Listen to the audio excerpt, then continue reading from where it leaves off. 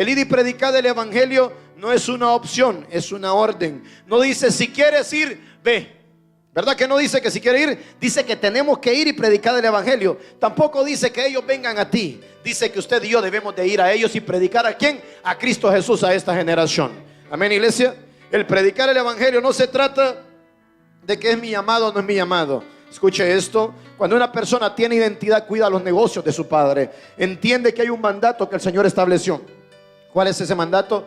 Ir y predicar el evangelio. ¿A quién? A toda criatura. No se trata de que sea su llamado, se trata de una comisión, de una orden, de un mandato establecido por Dios para cada uno de nosotros. El predicar el evangelio no es una opción, tiene que hacerlo. A los que aman a Dios, el ir y predicar el evangelio se convierte en una necesidad. Pastor, pero ¿cómo yo voy a tener necesidad de predicar el evangelio? Cuando tú estás enamorado de Dios, entenderás lo que es esa necesidad por Él. Amén. Yo quiero que vayamos a la palabra en 1 Corintios capítulo 9 versículo 16. Y está hablando el apóstol Pablo de una necesidad que había en él. ¿Cuántos tienen necesidades? Amén. Dice que de antes que vengamos a Él, Él ya sabe cuál es nuestra necesidad. Pero la necesidad para unos es tener más horas de trabajo. La necesidad para otros es ganar más dinero. La necesidad para otros es querer tener un mejor carro o algo financiero. Pero aquí alguien que tenía puesta la mirada en las cosas eternas y dice: pues si anuncio el evangelio, no tengo por qué gloriarme. Si predico a Cristo Jesús, no tengo yo por qué ser exaltado. El único exaltado es Él. Y si lo predico, no me tengo que gloriar, porque me es una impuesta necesidad. Tengo necesidad de hacer la voluntad de Dios. Escúcheme, iglesia. ¿Quiénes tienen necesidad de predicar a Jesucristo? Aquellos que le aman y han tenido un encuentro con Él. Hay muchas personas que vienen a la iglesia, pero no tienen necesidad de predicar a Cristo. Tiene otro tipo de necesidades. En cierta ocasión habla la palabra cuando Jesucristo estaba con la mujer samaritana. Llegaron los discípulos y le dice: maestro, come. Y él no comía. ¿Habrá alguien traído de qué comerle al maestro? Y Jesucristo le dice lo siguiente: mi comida y mi bebida es que haga la voluntad de mi Padre que está en los cielos. ¿Qué está diciendo? Yo tengo necesidades también, dice Jesucristo. Y mi necesidad no es como la gente del mundo. Mi necesidad es hacer su voluntad. Así como tengo necesidad de dormir, tengo necesidad de comer, tengo necesidad de beber, también tengo necesidad de predicar a Cristo Jesús a esta generación. Amén. Eso es para aquel que ama a Cristo Jesús. Y todo hijo de Dios, todo aquel que es nacido de nuevo y que Cristo vive en él, tiene que tener esa necesidad. Ese es el espíritu de Cristo, un espíritu de pasión, una necesidad por hacer la voluntad del Padre. Amén.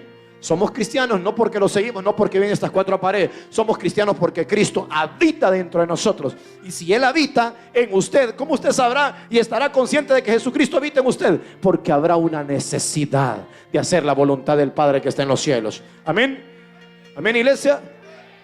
Le estoy trayendo estos mensajes porque mucha gente cree estar bien. Hay un espíritu muy fuerte infiltrado en esta generación, un espíritu del enemigo, el espíritu de autoengaño. Muchas personas creyendo que porque va a la iglesia o ayuna o hace ciertas cosas, cree que está bien. Mas necesitamos buscar la verdad en Cristo Jesús. Amén.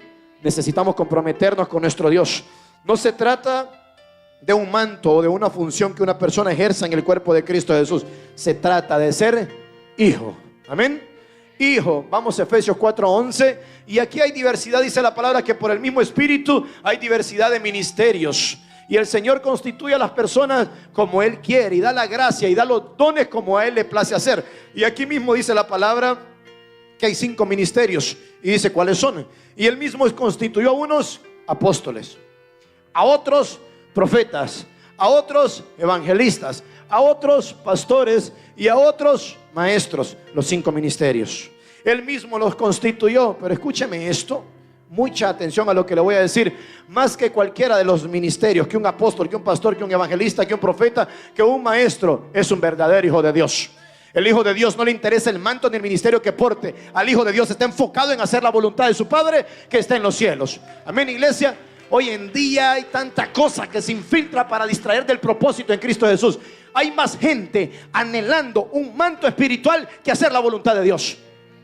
Hoy en día hay gente queriendo que me llamen pastor, queriendo que me llamen evangelista, queriendo que me llamen profeta, queriendo que me llamen un manto o una función, en vez de estar enfocado en la necesidad de hacer la voluntad del Padre que nos envió. Amén. Por eso dice: por sus frutos los conoceréis. No por su manto ni la función, sino por el fruto que una persona lleve, Dios lo conocerá. Amén. Si este mensaje ha tocado tu vida, te invitamos para que lo veas completo siguiendo nuestro enlace. Ministerio Internacional Jesús el Salvador.